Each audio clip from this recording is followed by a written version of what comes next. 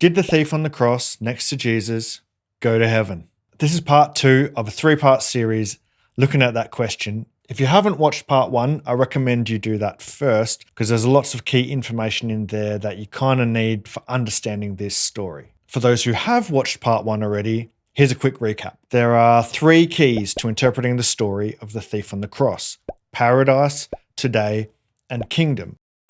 The most common interpretation of this story, that Jesus was telling the thief that he would join him in heaven that very same day, doesn't do a very good job with any of those 3 concepts, and in my view is the least credible interpretation. In this video, we're going to look at a second interpretation, which is that paradise refers to a place of waiting for the righteous dead in the underworld. This interpretation, in my opinion, is much better than the first one, but as we'll see, it still doesn't quite get us there with lining up all 3 of paradise, today, and kingdom. So in the first video, we looked at the meaning of paradise, that the word itself means a royal enclosed garden, and that in the Bible and other Jewish literature, this frequently refers to specifically the Garden of Eden.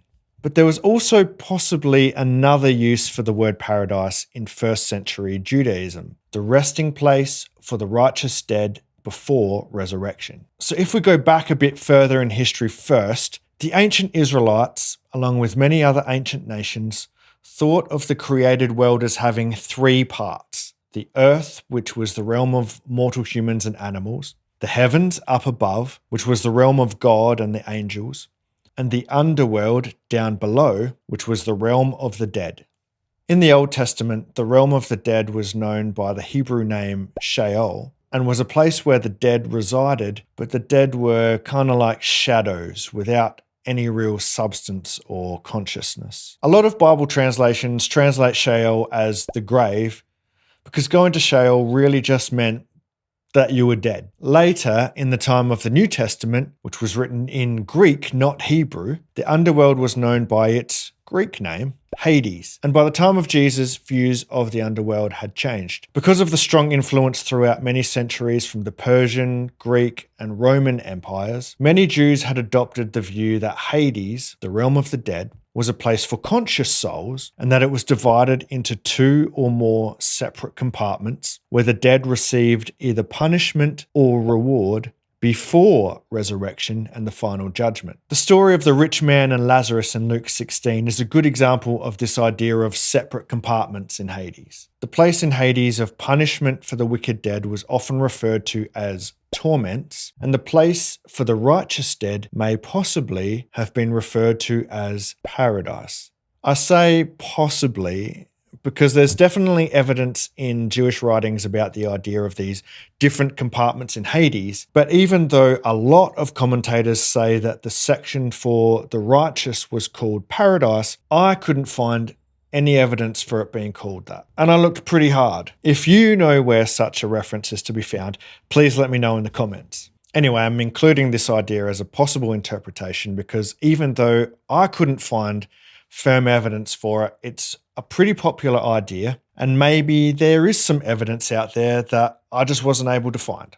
If it's true though, this idea of paradise makes a lot more sense of the story of Jesus and the thief on the cross than the first interpretation. If there is a place in Hades for the righteous dead called paradise, you can guarantee that Jesus would be going there when he died, not the other place. It also makes sense of today, since Jesus and the thief would have descended to the realm of the dead on the same day that they died. Where this interpretation falls short, though, is in making sense of kingdom. Descending into Hades, even if it was into the righteous section, couldn't in any way be classified as Jesus coming into his kingdom. Some say, though, that Jesus wasn't responding to the thief's comment about coming into his kingdom, that because they were both on the brink of death, that Jesus just wanted to give the thief some hope for his immediate future.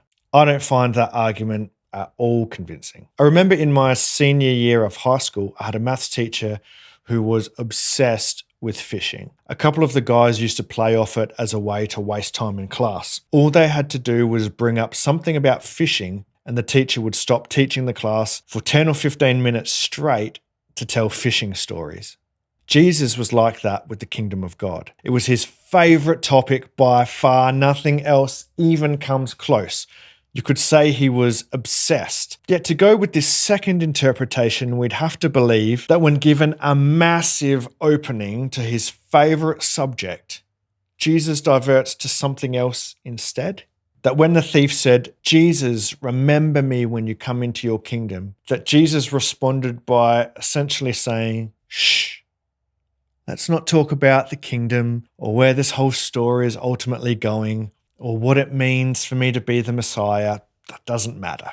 I just want you to know that short term, like straight after you die, you're coming with me to the nicer waiting place among the dead, not the bad one. And sure, I'll only be there for a couple of days, but we can hang out while I'm there." No, I don't think so. The thief brings up Jesus' favorite topic of the kingdom. Jesus would have been all over that for sure. So this second interpretation, if it's even a valid one, is better than the first one, but it still falls short. It potentially makes sense of paradise and today, but not of kingdom. In the next video, we'll look at a third way to interpret this story of the thief on the cross, one that does line up paradise, today, and kingdom quite nicely. See you there.